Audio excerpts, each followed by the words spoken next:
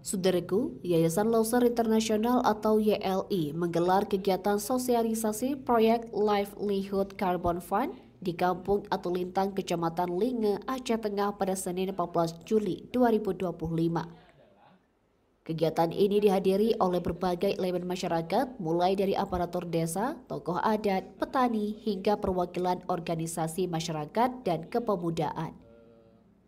Sosialisasi ini bertujuan untuk memperkenalkan tujuan, manfaat, serta skema pelaksanaan proyek LCF3 yang mendukung program agroforestry melalui penanaman pohon naungan dan peningkatan produktivitas lahan perkebunan kopi.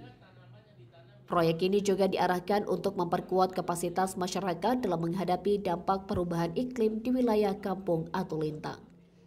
Dalam sambutannya, Raja Kampung Atulintang Abdul Kohar menyampaikan harapannya agar program LCF3 tersebut dapat memberikan dampak nyata bagi para petani di wilayahnya. Adapun jenis tanaman naungan yang akan dibagikan kepada petani meliputi pohon lamtoro, jengkol, alpukat, petai, dan beberapa jenis tanaman lainnya.